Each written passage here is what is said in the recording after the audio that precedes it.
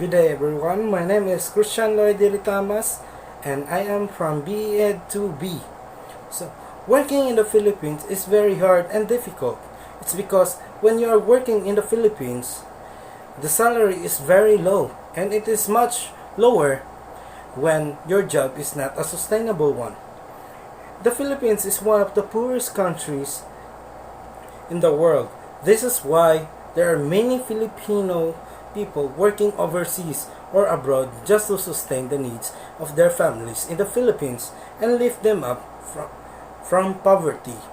Many Filipinos that are going abroad to look for a sustainable job because it has a bigger salary compared in the Philippines. I have a family member who is my cousin working abroad. In order for her to sustain the needs of her family, and especially to her younger siblings, to finish and graduate from school, she went to work abroad in order for her goals to be achieved, and that's lifting her family from poverty. But before she could go abroad, she needs to comply the needs and the requirements that are needed, and one of the requirements is medical.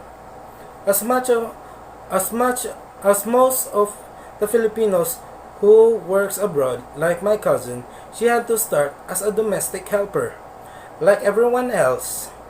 At first, she said that she needs to adjust on how they eat, their attitude, and how to understand their language so that she can react fast what her bosses wants.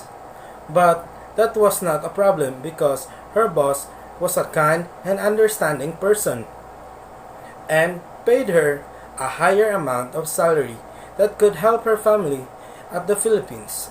She said that even though she had a high salary and her boss was a good person, still it doesn't mean that working abroad is easy.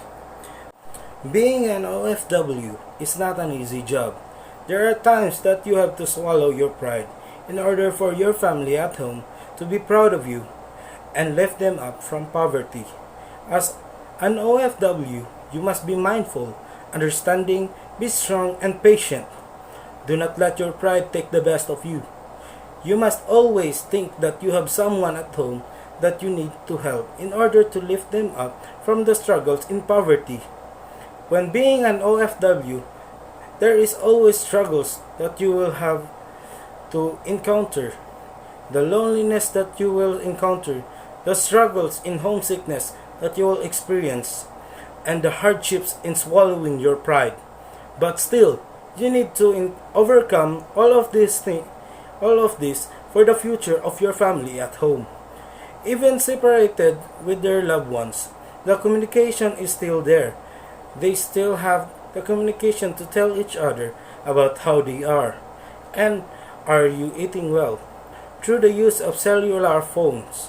And we can appreciate the importance of the technology in being part of in our daily life. Being an OFW, you will adapt to cultures, places, peoples, and new ways in life abroad. And also, the Filipino people will be going to share their cultures, values, and traditions of the Filipinos and how hardworking they are. This is why many foreigners want to visit our country, not only for the beautiful sights, but also the people who are very kind and hardworking. Being an OFW profits more money that you can give to your family rather than working in the Philippines. This gives more opportunities to your family at home and gives a higher education to your siblings who are still at school. Helps the family to elevate from poorness or lift up from poverty and have a better life.